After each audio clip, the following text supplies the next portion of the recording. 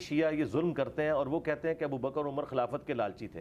قرآن جو ہے وہ حضرت عمر کے مشورے کے اوپر نازل ہوا۔ حضرت عمر رضی اللہ تعالیٰ عنہ تلوار لے کے مدینے کی گلیوں میں گھوما کرتے تھے کہ جس نے کہا کہ جناب رسول خدا اس دنیا سے رحلت فرما گئے ہیں میں اس کی گردن کاٹ دوں گا۔ وہ کہتے تھے کہ اللہ کے نبی نے اپنا کام ابھی پورا کیا ہی نہیں ہے۔ جب جناب رسول خدا نے صلح حدیبیہ پہ صلح کر لی تو جناب عمر رضی اللہ تعالیٰ عنہ معترض ہوئے۔ پوری زندگی وہ شرمندہ رہتے تھے کہ میں نے رسول اللہ پہ اتنی جرأت کیوں کی۔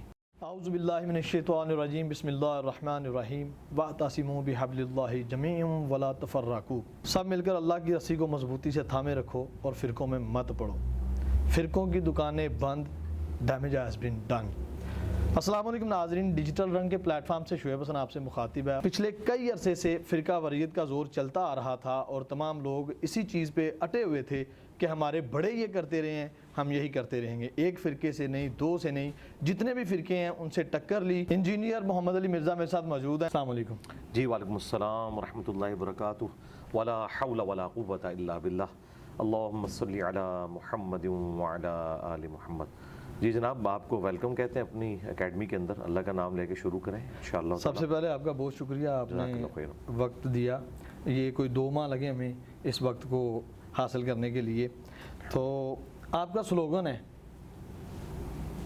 کہ فرقوں کی دکانیں بند، the damage has been done۔ اور یہ جو آیت میں نے ابھی تلاوت کی ہے، جہاں بھی اس کا ترجمہ پڑھا جاتا ہے یہ اللہ کی رسی بریکٹ میں قرآن مجید لکھا ہوتا ہے۔ ہر فرقہ قرآن مجید کو تسلیم کرتا ہے، اس کے باوجود اتنے فرقے موجود ہیں، اس کی کیا وجہ ہے؟ اس کی وجہ ہے کہ یہ جو تسلیم کر رہے ہیں اس کے اوپر عمل نہیں کر رہے نا۔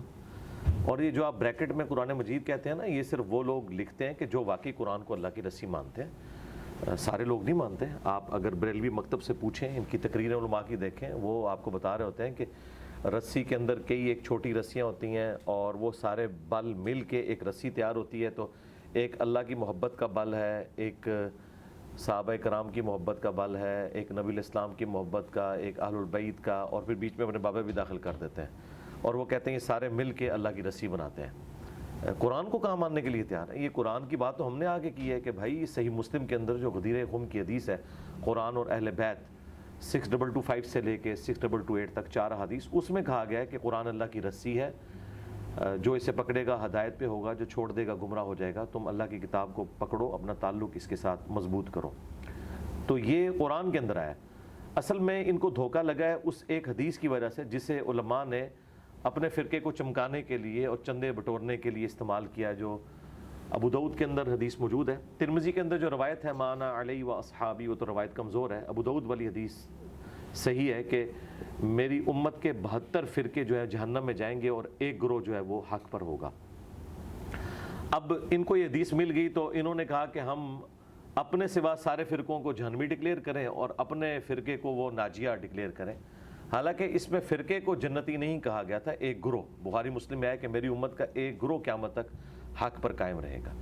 فرق تو عربی میں کہتے ہیں ٹوٹ کے الگ ہونے کو۔ اسلام اپنی اصل تھا درخت، اس سے ٹوٹ کر جو الگ ہوا، یہ پتے الگ ہوتے ہیں، انہیں فرق کہا جاتا ہے۔ کوئی پتا درخت کو نہیں کہہ سکتا کہ ایک فرق میں بھی ہوں ایک تو بھی ہے، وہ تو اصل تھا۔ تو اصل تھی اسلام مسلم، اس سے ٹوٹ کر فرقے بننا شروع ہوئے۔ اور نبی الاسلام نے پہلی پیش گوئی کی تھی کہ تم نے اس سسٹم کا حصہ نہیں بننا۔ نبی الاسلام نے یہ نہیں کہا کہ فرقے بناؤ، آپ نے کہا کہ بن جائیں گے اور ایک گروہ حق پر ہوگا، یعنی فرقہ کبھی بھی حق پہ نہیں ہوگا۔ فرقے سارے کے سارے جہنمی ہیں، جو اپنے آپ کو فرقہ واریت میں بانٹتا ہے۔ ان الذین فرقوا دینہم وکانوا شیعا لست منہم فی شیء، اے نبی جنہوں نے اپنے آپ کو فرقوں میں بانٹ لیا اور گروہ در گروہ ہو گئے، آپ کا ان کے ساتھ کوئی تعلق نہیں ہے۔ تو فرقوں کا نبی الاسلام سے کوئی تعلق نہیں، یہ بس ایک غیبی خبر تھی۔ جس طرح صحیح مسلم میں حدیث ہے قرب قیامت میں عورتیں ایسا لباس پہنیں گی گویا کہ وہ ننگی نظر آئیں گی، یعنی چست ہوگا یا باریک۔ تو اس کا مطلب یہ نہیں تھا کہ آپ نے اپنی عورتوں کے ساتھ ایسا معاملہ کرنا ہے۔ یہاں پہ بھی ایک خبر تھی، غیبی خبر کو انہوں نے حکم بنا دیا کہ فرقے بناؤ، اور پھر حال یہ کہ فرقے بنانے کے بعد انہوں نے کیا کیا، اپنے آپ کو جنتی کہا اور باقی سب کو جہنمی کہا۔ تو پھر اگر ہم دوسرے کی نظر سے دیکھیں تو آپ بھی جہنمی ہیں۔ تو اس کا اینڈ یہ ہے کہ آپ اس طرف واپس آ جائیں جہاں سے فرقے سٹارٹ ہوئے تھے، اور وہ اصل تھی، اس سے فرقے بنے تھے، اور وہ ہیں محمد رسول اللہ صلی اللہ علیہ وآلہ وسلم، ان کے اہل البیت، ان کے صحابہ کرام علیہم رضوان۔ اگر بات کریں اہل البیت کی تو مودت کا ذکر آتا ہے قرآن مجید میں، آیا مباہلہ آتی ہے قرآن مجید میں، انما یرید اللہ کی آیت آتی ہے قرآن مجید میں، آیت تطہیر آتی ہے۔ ان تمام تر آیتوں کے باوجود جناب رسول خدا کے جانے کے فوراً بعد اہل بیت کے ساتھ کیا ہوتا ہے، وہ کس طرح سے تنہا ہو جاتے ہیں؟ امام حسن علیہ السلام کے ساتھ کیا ہوتا ہے، امام حسین علیہ السلام کے ساتھ کیا ہوتا ہے؟ اور جو ان کی بات کرتا ہے جیسے سلیم ابن قیس ہیں اور مختار ثقفی ہیں، مالکی اشتر ہیں، وہ ان سے محبت کرنے کے زمرے میں ان کو تنہا کر دیا جاتا ہے. یہ اس دور کی بات ہے. اور اگر اس دور کی بات کریں تو آج بھی جو اہل بیت کی بات کرتا ہے، جیسے آپ ہیں، مولانا اسحاق تھے، مولانا طارق جمیل ہیں، تو ان کو الگ کر دیا جاتا ہے، فتوے لگائے جاتے ہیں. ایسا کیوں ہے؟ دیکھیں ہمیں تو کوئی اس کی پرواہ نہیں ہے. انہوں نے ہمیں کیا الگ کرنا تھا، ان کو ہم نے ان کی عوام سے ہی الگ کر دیا. عوام ان کے اوپر لانتیں بھیج رہی ہے. اس وقت تو اس دفعہ جو ورلڈ کپ ہے وہ ہم نے جیتا ہے، ہاں اللہ کے فضل سے.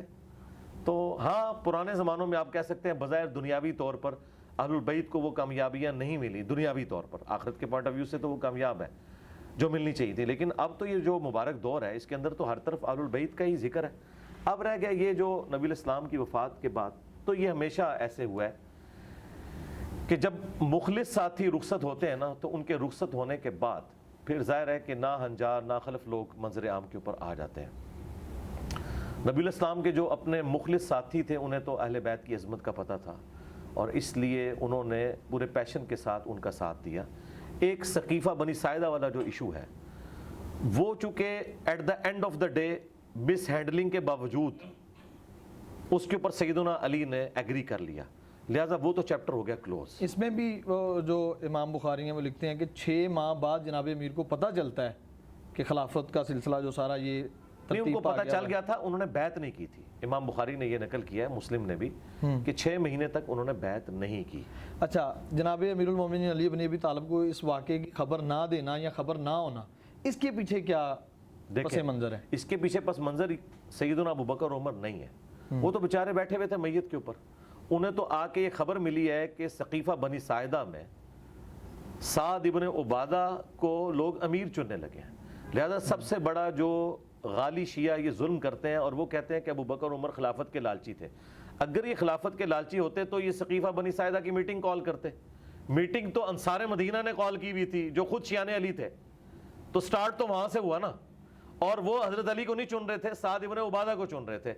اور سعد ابن عبادہ بہت بھاری شخصیت تھے، یعنی وہ آؤٹ آف کوسچن ہے کوئی کہ ان کے اوپر کوئی تان کرے. اصحاب صفہ میں سے 155 اصحاب کا کھانا ان کے گھر سے جایا کرتا تھا.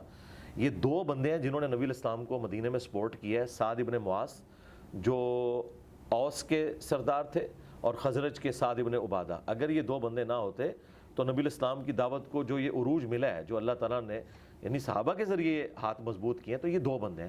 ان میں سے ایک سعد ابن عبادہ تھے. سعد ابن معاذ تو شہید ہو گئے تھے غزوہ خندق کے موقع پر، جو انہیں یہاں پہ تیر لگا تھا اور وہ زخم جاری ہو گیا تھا.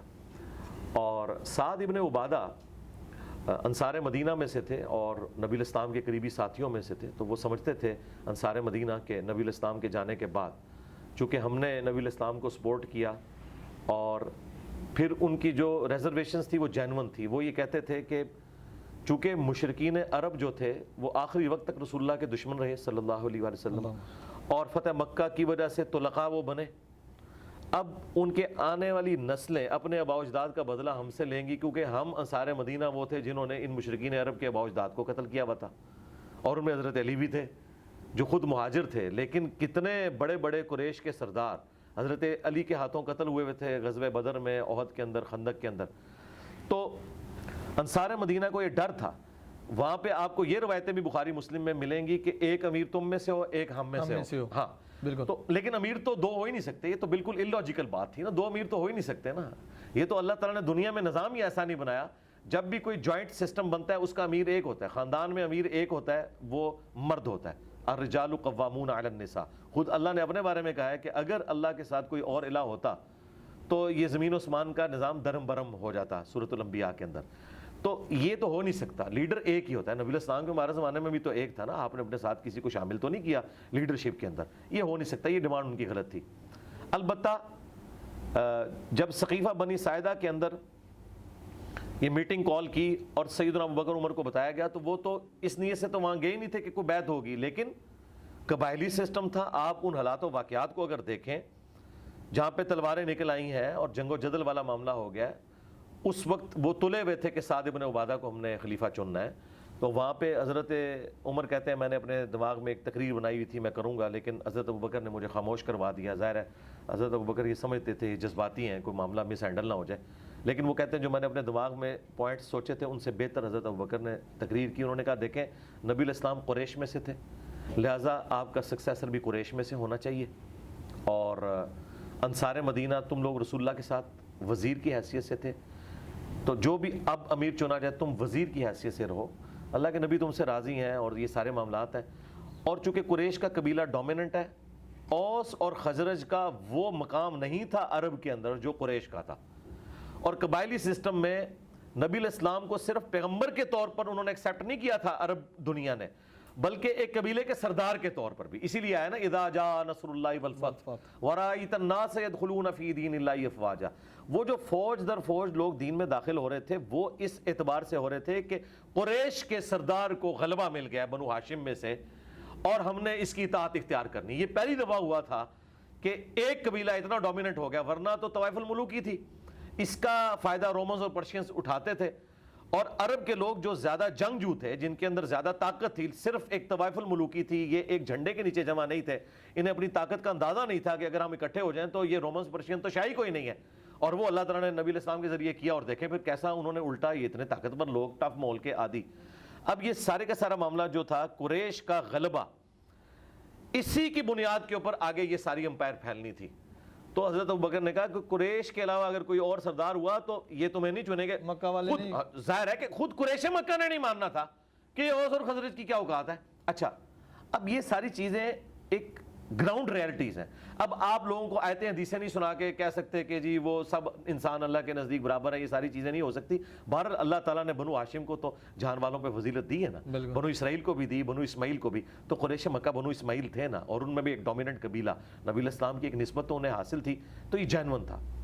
اب اس وقت حضرت ابوبکر نے کیا کیا، بخاری مسلم کے الفاظ ہے، آپ نے ابو عبیدہ اور حضرت عمر کا ہاتھ یوں پکڑ کے کہا کہ یہ دو بندے ہیں، ان میں سے کسی کو اپنا خلیفہ چن لو۔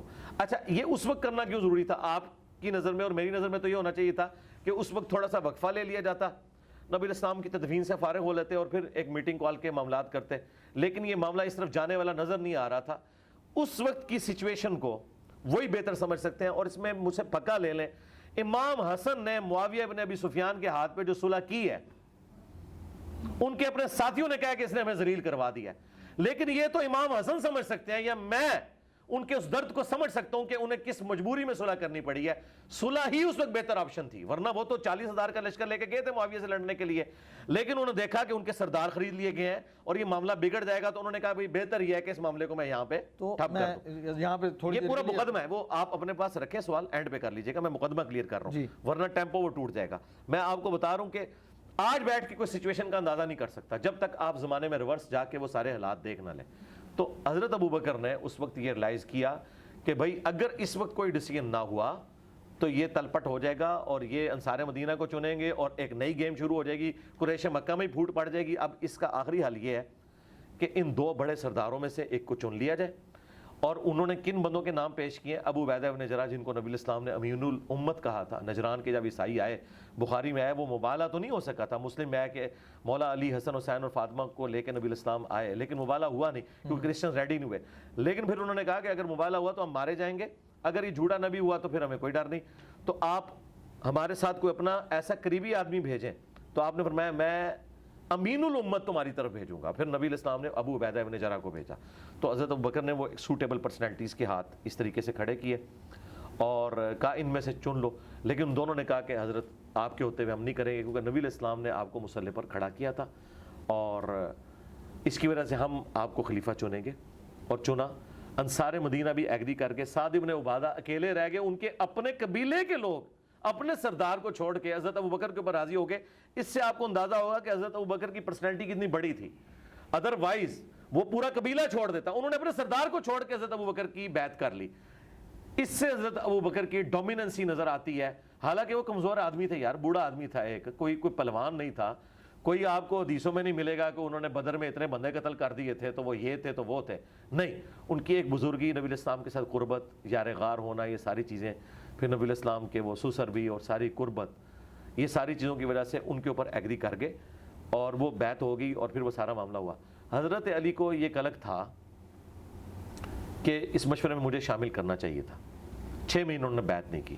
6 مہینے کے بعد بخاری مسلم میں آتا ہے انہوں نے حضرت فاطمہ کی جب وفات ہو گئی انہوں نے حضرت ابوبکر کو پیغام بھیجا اور کہا کہ آپ میرے پاس آئیں اور اپنے ساتھ کسی کو نہیں لے کے آنا. اور وہ راوی کہتا ہے کہ آپ نہیں چاہتے تھے کہ حضرت عمر ساتھ آئیں کیونکہ وہ جذباتی. تو حضرت عمر نے روکا حضرت ابوبکر کو کہ آپ اکیلے نہ جائیں. انہوں نے کہا میں اہل بیت رسول سے کوئی نیگیٹو چیز امید نہیں کرتا, اس سے آپ کو ان کی کمٹمنٹ کا. وہ اکیلے گئے, حالانکہ بہت بڑا رسک تھا اکیلے جانا. اچھا, جبکہ خلافت کا جھگڑا چل رہا ہے. اور دوسرا آپ دیکھیں خلیفہ وقت جو ہے وہ حضرت ابوبکر ہیں. ہونا تو چاہیے تھا وہ کہتے تم میرے دربار میں آؤ, انہیں پتا تھا اس گھر سے ہمیں دین ملا ہے, یہ ہمارے بڑے ہیں. یہ ان کا جانا. پھر حضرت علی جب یہ بات کی کہ آپ کو جو اللہ تعالیٰ نے یہ فضیلت دی اور یہ حالات و واقعات فیوریبل ہوئے, ہمیں کوئی حسد نہیں ہے, لیکن آپ نے ہمیں مشورے میں بھی شامل نہیں کیا. اس پہ حضرت ابوبکر رو پڑے. اس کے بعد حضرت علی نے کہا دیٹس آل, اب میں اعلانیہ آپ کی بیعت کروں گا. زور کے وقت حضرت ابوبکر ممبر پہ چڑھے, حضرت علی کے فضائل بیان کیے. اس کے بعد سیدنا علی چڑھے اور حضرت ابوبکر کے فضائل بیان کیے اور اپنی بیعت نہ کرنے کی وجہ بتائی. انہوں نے بھی بتایا. الٹیمیٹلی یہ سارا پیچ اپ ہو گیا. اور اس کے بعد جتنی جنگیں ہوئی ہیں ان میں تھنک ٹینک کے طور پر حضرت علی کبھی بھی علیحدہ نہیں ہوئے حضرت ابوبکر سے, نہ حضرت عمر سے. سارے معاملات مشورے کے ساتھ چلتے تھے. تو اس وقت ایک معاملہ ہوا, لیکن چونکہ at the end of the day وہ سیٹل ہو گیا. اب سیٹلمنٹ کے بعد ان گڑے مردوں کو اکھاڑنا تب درست ہے جب حضرت علی اس بیعت کے اوپر راضی نہ ہو. جب وہ راضی رہے ہیں, تینوں خلفاء کے ساتھ رہے ہیں. شیعہ کہتے ہیں کہ وہ امت کے مفاد میں رہے, ہم کہتے ہیں دل سے قبول کیا, لیکن اینڈ رزلٹ یہ کہ ساتھ رہے نا, تو تم بھی امت کا مفاد سمجھو نا. اگر مولا علی نے سمجھا ہے تو آج تم اس بنیاد کے اوپر امت کو تو نہ توڑو نا. بنو امیہ کے غلط ایکٹیویٹیز کا ابو بکر اور عمر کے ساتھ کوئی لینا دینا نہیں ہے. حضرت عثمان کے دور میں بھی جو کچھ ہوا اس میں بھی حضرت عثمان حضرت علی کے مشورے کو لے کے چلتے تھے. کہیں کسی جگہ پہ مس ہینڈنگ ہوئی ہے تو وہاں پہ بھی حضرت علی نے کبھی بھی حضرت عثمان غنی کی خلافت کا انکار نہیں کیا, انہیں اپنے ساتھ لے کے چلے. تو یہ پورے معاملات کو دیکھنا چاہیے, سچویشن کو. جو شیعہ نے اس حوالے سے ہنگامہ کھڑا کیا ہوا ہے نا, یہ بالکل ناحق ہے ان کا, جس ایکسٹریم پہ وہ لے گئے اس مسئلے کو. کیونکہ دیکھیں غیر مسلم بھی یہ تسلیم کر رہے ہیں آج کہ نبی الاسلام کی لیگیسی کو خلفائے راشدین آگے لے کے چلے. اور قرآن میں اللہ کا وعدہ تھا هو الذی ارسل رسولہ بالہدی ودین الحق لیظہرہ علی الدین کلہ. نبی الاسلام کے ذریعے تمام ادیان کے اوپر اس دین کو غالب کرنا تھا. لیکن نبی الاسلام کی مبارک زندگی میں یہ دین تو صرف عرب کی سرزمین میں غالب ہوا ہے, سارے ادیان پہ تو غالب نہیں ہوا. رومنز اور پرشینز کے اوپر تو خلفائے راشدین کے دور میں ہوا ہے. تو خلفائے راشدین کی جو فتوحات ہیں یہ نبی الاسلام کی اس دعوت کی کنٹینیوشن ہے. اللہ تعالیٰ نے ان کے ذریعے اتنا بڑا کام لیا کہ دیکھیں نبی الاسلام کی وفات کے وقت ہزاروں لوگ جب مرتد ہو گئے اور صحابہ کرام کی تعداد کم رہ گئی ہے, تب بھی وہ دلیری کے ساتھ لڑے ہیں. اور اللہ نے نہ صرف عرب پہ ان کو غلبہ دیا ہے, جھوٹے پیغمبروں کے اوپر غلبہ دیا ہے, منکرین زکوٰۃ کے اوپر غلبہ دیا ہے, الٹا سپر پاور سے ٹکرا گئے. یہ تو اس طریقے سے ہے کہ میں ایک محلے کی ٹیم بناؤں اور آپ کو پتا چلے کہ اگلا ورلڈ کپ اس نے جیت لیا ہے, تو یہ غیر معمولی واقعی ہو سکتا ہے نا. تو یہ اللہ تعالیٰ کی غیبی تائید تھی. باقی جو مسئلے مس ہینڈل ہوئے وہ زیادہ بگڑے ہیں بنو امیہ کی وجہ سے. جب انہوں نے ممبروں پہ سب و شتم شروع کیا اور یہاں پہ شیعان علی کے اندر پھر ایک غم کی کیفیت آئی اور پھر وہ ان کو جلانے کے لیے اوپر تک چلے گئے. اور یہ ہوتا ہے, یعنی عمل کا جو رد عمل ہے یہ اس طرح ہوا ہے. اب اس ساری جو گفتگو آپ نے کی ہے میرے ذہن میں 4 سے 5 کویسچن ہیں. جی کریں ترتیب سے, نہیں ترتیب سے کریں, ترتیب سے. سب سے پہلے جناب ابو بکر اور حضرت عمر رضی اللہ تعالیٰ عنہما کا ادھر جانا. ایک اور روایت بیان کی جاتی ہے کہ حضرت عمر رضی اللہ تعالیٰ عنہ تلوار لے کے مدینے کی گلیوں میں گھوما کرتے تھے کہ جس نے کہا کہ جناب رسول خدا اس دنیا سے رحلت فرما گئے ہیں میں اس کی گردن کاٹ دوں گا. یہ ان کی کیفیت وہ خلافت والے وہ جو بنو سعدہ ثقیفہ میں واقعہ ہوا اس سے پہلے ہوئی کہ اس سے بعد؟ نہیں, اس سے پہلے تھی یہ کیفیت. یہ گلیوں میں نہیں گھومتے تھے, وہ صرف مسجد نبوی میں ایک ایکٹیویٹی پرفارم کی اور یہ کیفیت ان پہ چند منٹ کے لیے طاری ہوئی ہے بس. اور پھر آپ نے کہا اور وہ ختم ہوگی. وہ بخاری میں الفاظ ہے, جب حضرت ابوبکر نے خطبہ دیا نا, انک میت و انہم میتون آیت پڑھی, وما محمد الا رسول قد خلت من قبلہ الرسل یہ پڑھی, اور پھر خطبہ دیا من کان یعبد محمدا فان محمدا قد مات. جو محمد کی عبادت کرتا تھا جان لے محمد مر چکے, اور جو اللہ کی عبادت کرتا ہے وہ جان لے کہ اللہ کو موت نہیں کبھی آئے گی. اس کے بعد بخاری کے الفاظ ہیں کہ ابو بکر سے جب میں نے آیات اور یہ خطبہ سنا تو میرے پاؤں میرے جسم کا بوجھ نہیں اٹھا سکے, وہ نیچے گر پڑے اور کہتے ہیں مجھے یقین آ گیا کہ آپ نبی علیہ السلام دنیا سے چلے گئے. تو یہ وقتی کیفیت تھی, گلیوں میں کوئی نہیں گھومتے تھے. یہ اہمی لوگوں نے آگے صفریں لگا دی ہیں, 10 ہوتا ہے اور صفرے لگا کے بہت بڑی میں کر دیں گا وہ نہیں وقتی طور پہ تھی. اگر یہ بات مانی جائے تو پھر کیا نعوذ باللہ ان کا ذہنی توازن بگڑ گیا تھا؟ نہیں, ایک وقتی کیفیت تھی جو ان کے اوپر طاری ہوئی. اچھا وہ کیفیت یہ نہیں تھی کہ وہ یہ نہیں مانتے تھے کہ نبی نے مرنا نہیں ہے, انہیں پتا تھا کہ ہر انسان کو موت ہے. بے شک ان کو یہ تھا, یہ قرآن میں آیا نا کہ اللہ نے اس دین کو غالب کرنا ہے. وہ کہتے تھے کہ اللہ کے نبی نے اپنا کام ابھی پورا کیا ہی نہیں ہے. ان کے یہ دماغ میں نہیں تھا یہ کام اللہ نے بعد میں پورا کروانا ہے, تاکہ اللہ تعالیٰ غیر مسلموں کے اوپر بھی یہ ثابت کرے کہ خلفائے راشدین کے پیچھے, نبی الاسلام کی دعوت کے پیچھے اللہ کھڑا ہے. اگر نبی دنیا میں نہیں رہے تب بھی یہ دعوت آگے چلے گی. اور وہ لوگ جو خلفائے راشدین سے بغض رکھتے ہیں ان کے اوپر بھی یہ حق کھلے کہ اللہ تعالیٰ نے انہیں دین کے کام کے لیے چنا. تو وہ یہ کہتے تھے کہ جس طرح موسیٰ علیہ السلام 40 دن کے لیے کوہ طور پہ گئے اور پھر واپس آ گئے تھے, نبی علیہ السلام ڈورمنٹ پوزیشن میں گئے, یہ واپس آ جائیں گے.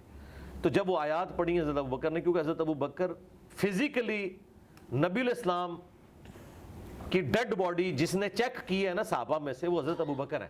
ٹھیک, ہاں اس بات کو سمجھیں, باقی تو باہر تھے.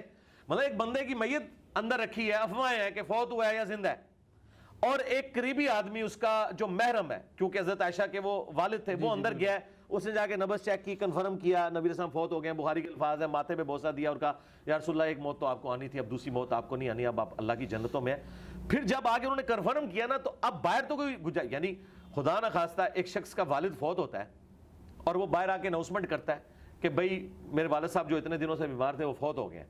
تو اب اگر باہر کوئی بندہ یہ سمجھ رہا تھا نہیں وہ ٹھیک ہیں یا ریکور کر رہے ہیں, وہ کہیں گے یار یہ بات کنفرم ہوگی. تو جب خبر کنفرم ہوئی ہے تو حضرت عمر کو پتہ لگ گیا کہ یہ ہونا تھا. پہلے وہ سمجھ رہے تھے افواہ ہے کہ حضور علیہ السلام پہ بے ہوشی کی کیفیت ہے, اور لوگوں نے سمجھ لیا کہ آپ فوت ہو گئے ہیں. فوت نہیں ہوئے ہوں گے, ہو سکتا ہے آپ وقتی طور پہ مطلب بے ہوش ہوئے ہیں اور واپس آگے. یہ تو آپ کے ساتھ غزوہ احد کے موقع پہ نہیں ہوا تھا کیا؟ غزوہ احد کے اوپر نہیں یہ مشہور ہو گیا تھا کہ آپ, کیونکہ وہ جب مولا علی نے آپ کا زخم صاف کیا, سیدہ فاطمہ نے زخم صاف کیا, مولا علی پانی لے کے آئے, جو بخاری مسلم میں آتا ہے, نبی علیہ السلام کا خون اتنا بہہ گیا تھا آپ بے ہوش ہو گئے تھے. تو شہادت کی خبر تو اس وقت مشہور ہو گئی تھی, اور یہ آیت اس وقت نازل ہوئی تھی. امپلیمنٹ ادھر ہوئی, وما محمد الا رسول, محمد تو نہیں مگر ایک رسول, اگر یہ مر جائیں یا قتل کر دیے جائیں تو کیا تم دین سے الٹے قدم پھر جاؤ گے؟ اچھا بخاری کے الفاظ ہیں کہ صحابہ کرام کہتے ہیں کہ جب یہ آیت حضرت ابوبکر نے پڑھی تو ہمیں لگا یہ آیت ابھی نازل ہوئی ہے. یعنی آیت اتنی پرانی تھی, 8 سال پرانی, لیکن اس کی امپلیمنٹیشن اس وقت ہوئی. صحابہ کو صبر دینے والی یہی آیت تھی کہ محمد بھی ایک رسول ہے, انہوں نے بھی دنیا سے جانا ہے, کیا دین تم چھوڑ دو گے؟ اور بخاری کے الفاظ ہیں کہ پھر کتنے دن تک صحابہ کرام جب ایک دوسرے کو ملتے تھے تو یہی آیت پڑھتے تھے, ایک دوسرے کو ڈھار, جس ہم کسی کا افسوس کرتے ہیں نا, تو افسوس ان کا ہی ہوتا تھا وما محمد الا رسول قد خلت من قبلہ رسل. میں سمجھتا ہوں اتنی بڑی غم کی کیفیت سے صحابہ کا نکلنا اور پھر جنگوں میں اپنے مخالفین کو ہرا کے اتنی بڑی اسلامی اسٹیٹ کو قائم کرنا, یہ بہت غیر معمولی بات ہے. دوسری بات آپ نے کی صلح حسن علیہ السلام کی, کہ ان کے جو حامی تھے انہوں نے بھی اعتراض کیا. تو صلح حدیبیہ میں بھی تو یہی واقعہ کوٹ کرتا ہے امام بخاری کہ جب جناب رسول خدا نے صلح حدیبیہ پہ صلح کر لی تو جناب عمر رضی اللہ تعالیٰ عنہ معترض ہوئے اور حضرت ابوبکر کے پاس بھی گئے کہ ہم کیوں صلح کر رہے ہیں, کیا ہم حق پہ نہیں ہیں؟ اس کے بارے میں کیا موقف ہے آپ کا؟ دیکھیں وہ بخاری کے الفاظ ہیں, پوری زندگی وہ شرمندہ رہتے تھے کہ میں نے رسول اللہ پہ اتنی جرت کیوں کی. لیکن وہ جرت نبی علیہ السلام پہ اس لیے نہیں تھی کہ انہوں نے کوئی بدتمیزی کی ہے, نبی علیہ السلام سے ان کی فرینکنس تھی. ان کا تقاضا یہ تھا کہ آج ہم طاقتور ہیں, ان کو کچل کیوں نہ دیں.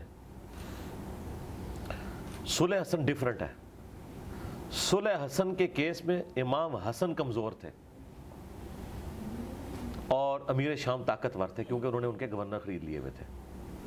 صلح حدیبیہ میں رسول اللہ طاقتور تھے, مشرکین عرب کمزور تھے, جبھی تو وہ صلح آفر کر رہے تھے. بالکل, ادروائز تو وہ مارنے کے لیے مدینے میں 3 دفعہ تو آ چکے تھے, اور انہوں نے شرائط بھی اپنی منوائی. اچھا پہلا آپ نے فرق دیکھا تو لہٰذا حضرت عمر کی ڈیمانڈ غلط نہیں تھی. ان کا یا رسول اللہ آج ہم تگڑے ہیں, ایسی کی تیسی ان کی, ٹھیک ہے, تو پھر رسول اللہ مان لیتے اگر غلط نہیں تھے. میں آپ کو لاجیکلی بتا رہا ہوں دنیا کے پوائنٹ آف ویو سے کہ یہ صلح حسن سے بالکل ڈیفرنٹ کیس بنتا ہے. اچھا دوسری بات, نبی علیہ السلام نے کیوں نہیں مانا؟ اس لیے کہ نبی علیہ السلام کو اللہ تعالیٰ نے وحی کے ذریعے مستقبل بتا دیا تھا. اگر نبی علیہ السلام کے پاس وحی نہ آتی ہوتی, نعوذ باللہ من ذالک, تو پھر انہوں نے حضرت عمر والا ہی ڈیسیژن کرنا تھا کہ جب دشمن اب قابو میں آیا تو یہ تو میرے ساتھیوں کا قاتل ہے, میں ان کو چھوڑ. لیکن نبی علیہ السلام کو اللہ تعالیٰ نے وحی کے ذریعے بتا دیا تھا کہ ہم نے یہ طے کر لیا ہے کہ یہ صلح ہوگی, بظاہر دب کے ہوگی, لیکن اس صلح میں سے ہم آپ کی فتح نکالیں گے. ٹھیک ہے, اسی لیے حضرت عمر پتہ ہے خاموش کب ہوئے؟ بخاری کے الفاظ ہیں جب حضور نے کہا میں اللہ کا رسول ہوں, بالکل ایسے بس وہ خاموش ہو گئے. خاموش ہو کے وہ حضرت ابوبکر کے پاس گئے کہ آپ کوئی سفارش کریں اور یہ معاملہ کوئی ایسا معاملہ ہو جائے. نبی علیہ السلام نے انہیں یہ نہیں کہا کہ مجھے وحی آئی ہے, اگر وہ کہتے مجھے وحی آئی ہے تو حضرت عمر کی کیا جرت تھی؟ انہیں کہا میں اللہ کا رسول ہوں, یعنی میں ویژن رکھتا ہوں.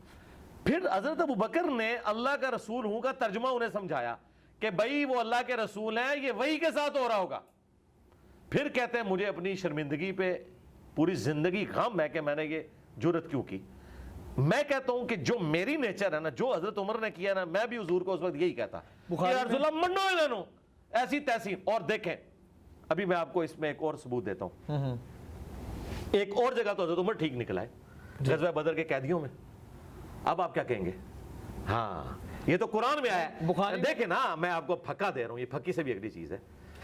سورۃ الانفال کی آیت نمبر 68 اور 69 میں آیا ہے کہ اگر وہ پہلے آیات نازل نہ ہوئی ہوتی جو تم نے غزوہ بدر کے قیدی چھوڑے, ہم تمہیں عذاب دیتے. یہ اتنے سخت الفاظ ہیں رسول اللہ صلی اللہ علیہ وآلہ وسلم کے بارے میں کہ تمہیں عذاب دیا جاتا تم نے یہ قیدی کو چھوڑے. اور بخاری میں ہے کہ حضرت بخاری اور مسلم دونوں میں, مسلم میں ذرا تفصیل کے ساتھ ہے, حضرت عمر نے مشورہ دیا تھا کہ ان کو قتل کیا جائے. قرآن جو ہے وہ حضرت عمر کے مشورے کے اوپر نازل ہوا. اب وہاں پہ تو حضرت عمر کا مشورہ ٹھیک نکل آیا. اگر یہی باتیں ہم تشیع کی طرف سے دیکھیں جناب امیر کے بارے میں, تو وہ غلو کے زمرے میں گنی جاتی ہیں کہ یہ غلو کرتے ہیں, جناب علی کو بڑھا چڑھا کر پیش کرتے ہیں. پھیلانا نہیں ہے, میں آپ کو لاجیکل ڈسکشن کر رہا ہوں. شیعہ کا کہتے ہیں, سنی کا کہتے ہیں, میں کسی کا ادھر ٹھیکیدار نہیں ہوں. جہاں شیعہ غلط ہوں گے میں انہیں غلط کہوں گا, جہاں سنی غلط ہوں گے میں غلط کہوں گا. میں نے پہلے جملے میں بولا کہ حضرت عمر کی جرت تھی, وہ خود بھی شرمندہ تھے, لیکن ایک اور جگہ انہوں نے جرت کی, وہ کامیاب ہو گئی. یہ ان کی نبی علیہ السلام کے ساتھ ایک فریکنس, ان کی طبیعت کا تقاضا تھا کہ انہوں نے ایسا کیا. اس میں پھکا اور لیں. مجھے بتائیں صلح حدیبیہ کے موقع پر جب نبی علیہ السلام یہ کہہ رہے ہیں کہ میرا نام مٹا دو, تو مولا علی نے کیوں نہیں مٹایا؟ فرمایا کہ میں واحد جو گواہ ہوں اس کا. نہیں, وہ ٹھیک ہے, جب نبی حکم دے رہے ہیں تو امتی کی کیا ضرورت ہے کہ وہ کہ میں یہ کام نہیں کرتا. لیکن ہم اس کی تعویل کرتے ہیں نا, بالکل, کہ ہاں کیوں کرتے ہیں. دیکھیں اب ہم حضرت علی کا دفاع کر رہے ہیں, اب ہمیں کوئی یہ نہ کہے کہ آپ علی کا دفاع کیوں کر رہے ہو. وہاں حضرت عمر کا ہم نے دفاع کیا. جناب علی نے یہ تو نہیں کہا کہ میں شرمندہ رہا ساری عمر اس پہ. او نہیں, میں آپ کو بتا رہا ہوں نا, اس بات کو آپ سمجھے نا کہ انہوں نے کہا یا نہیں کہا. یعنی میں آپ کو کہتا ہوں کہ میں اگر حضرت علی کی جگہ ہوتا نا تو میں حضور کی بات مانتا. مجھے اس سے کیا غرض ہے؟ کیا نبی علیہ السلام کے نام کے اوپر لکیر پھیرنے سے میرے دل میں کوئی حضور کی محبت ختم ہو جانی تھی؟ میری تو ریکوائرمنٹ یہ ہے کہ اللہ کا پیغمبر مجھے کیا حکم دے رہا ہے. تو یہ آپ سمجھیں کہ نیچر فرق ہے. اس نیچر کو آپ وہ نہ رہیں, نافرمانی شمار نہ کریں. اور سب سے بڑھ کر نبی علیہ السلام خود اس کے لیے کیا فیصلہ فرما رہے ہیں. اگر نبی علیہ السلام کسی معاملے میں ایکسیپٹنس دے رہے ہیں تو ٹھیک ہے. حضرت عمر کو بعد میں کوئی نبی علیہ السلام نے سزا تو نہیں دی نا, ایکسیپٹ کر لیا نا کہ ٹھیک ہے, ان کا ایک جذباتی فیصلہ تھا. یہاں پہ بھی حضرت علی کو ایکسیپٹ کر لیا نا, کام تو پھر آپ کو خود کرنا پڑا. پھر آپ نے کہا اچھا مجھے بتاؤ کہاں لکھا ہے, پھر آپ نے لکیر پھیری اور اپنے ہاتھوں سے لکھا. اور راوی کہتے ہیں کہ آپ کی ہینڈ رائٹنگ اتنی خوبصورت نہیں تھی, آپ کا موڑزہ تھا, آپ لکھنا پڑھنا نہیں جانتے تھے. بہرحال آپ نے محمد بن عبداللہ لکھ لیا, اور اس طریقے سے وہ معاملہ سیٹل ہوا. آپ کو ایک ایفرٹ تو پٹ کرنا پڑی. تو معاملات کو آپ نے پورے سینیریو میں دیکھنا ہوتا ہے, پک اینڈ چوز نہیں کرنا ہوتا. معاملات کو دیکھ کے اب مجھے بتائیں, جو تحکیم کا مسئلہ ہوا ہے حضرت علی اور حضرت معاویہ کا, آپ اگر مجھ سے پوچھیں, میں اگر حضرت علی کی جگہ ہوتا تو میں کبھی بھی نہ اس تحکیم کے اوپر راضی ہوتا. اور آج ہمیں اینڈ رزلٹ بھی پتہ ہے. لیکن اس وقت سچویشن کیا بنی تھی, وہ حضرت علی اس کی تکلیف فیل کر سکتے ہیں کہ جب ان کے ساتھیوں کے اندر دو گروہ بن گئے, انہوں نے جب نیزوں پہ قرآن اٹھا لیے, بالکل, تو حضرت علی نے اب یہ دیکھنا تھا میرے ساتھیوں میں جو دو گروہ بنے ہیں, اب یہ نہ ہو کہ میں اپنی عمارت وہاں پہ مینجمنٹ لوز کر جاؤں, جس طرح امام حسن نے تو صلح ہی کر لی نا, بالکل, جب وہ خرید لیے. یہاں پہ بھی معاملہ ہے, جب بگڑنے لگا تو حضرت علی کو یہ نظر آیا کہ اس وقت یہ معاملہ کرنا بہتر ہے اور اس کو اس طریقے سے لے کے چلا جاتا. آج ہم بیٹھ کے کہہ سکتے ہیں یار اس کا اینڈ رزلٹ کیا نکلا, یہ ہوا وہ ہوا. ہو سکتا ہے کہ تحکیم نہ ہوئی ہوتی تو اس سے بھی برا رزلٹ نکلا ہوتا. تو اس سچویشن کو جو بندہ ڈرائیونگ سیٹ پہ بیٹھا ہوا ہے نا, وہی جج کر سکتا ہے.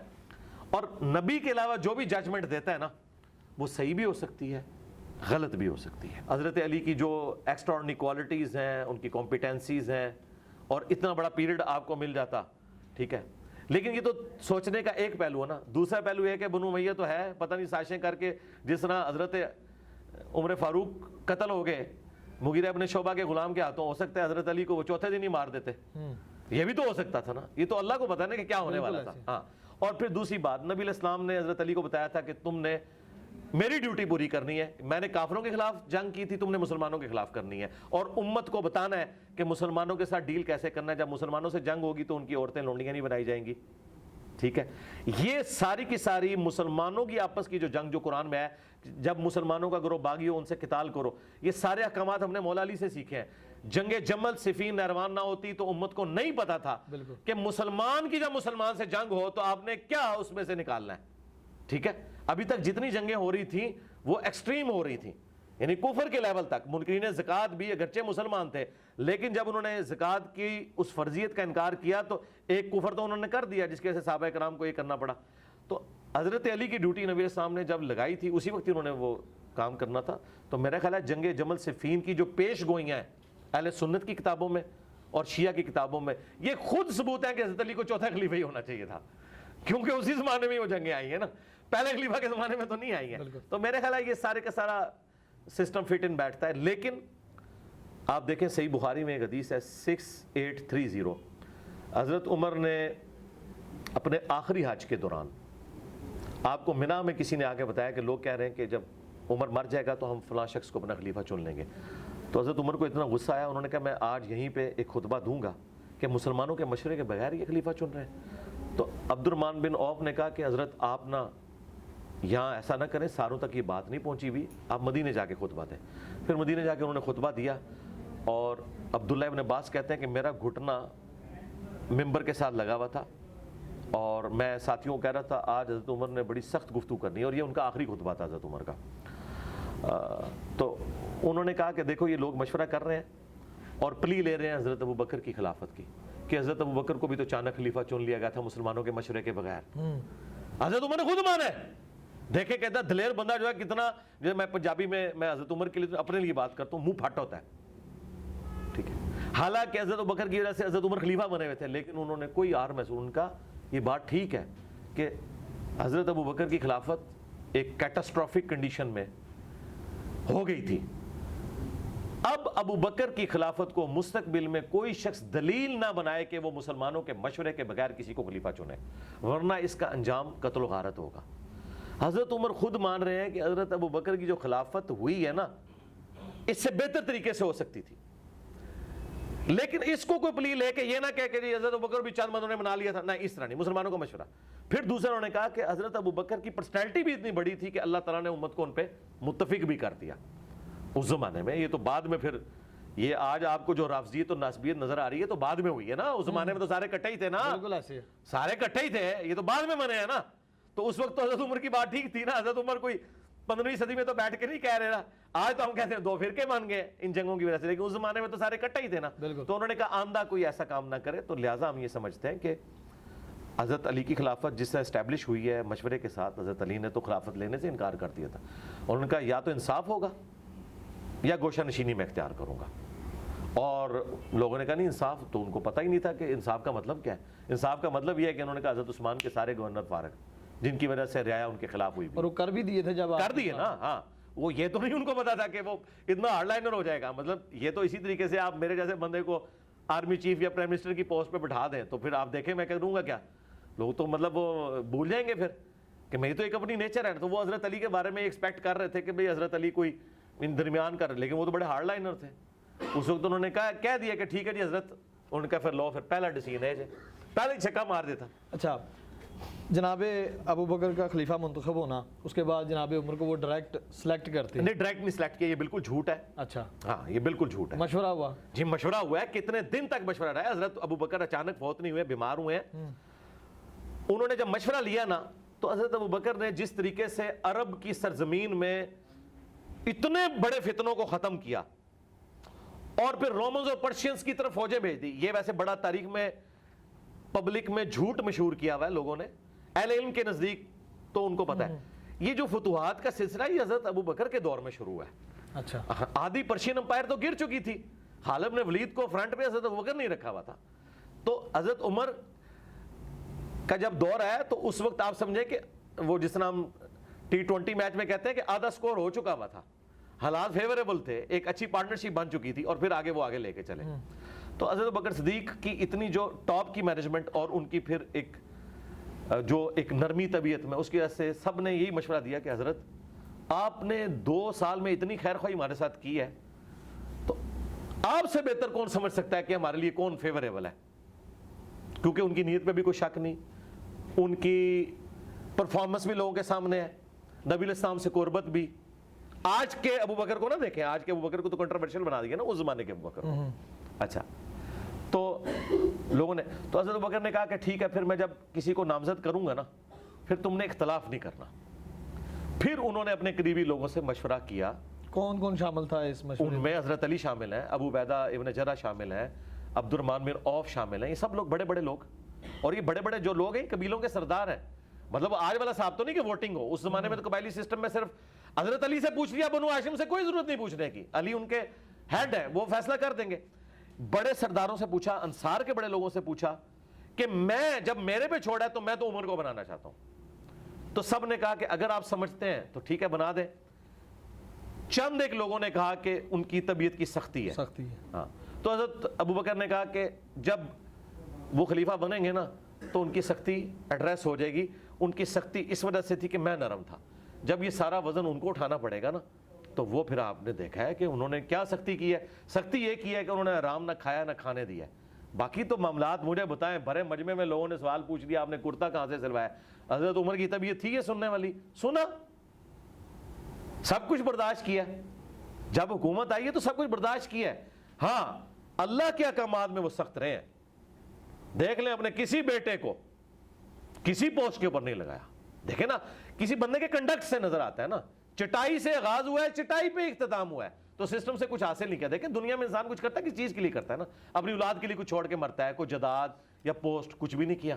اور جاتے ہوئے بھی 6 رکنی کمیٹی وہی بنائی ہے جس کے مشورے سے وہ بنے ہوئے تھے. تو کہا بس ٹھیک ہے، یہ 6 بندے ہیں جن سے نبی علیہ السلام وفات تک راضی رہے، ان میں سے ایک خلیفہ چن لینا.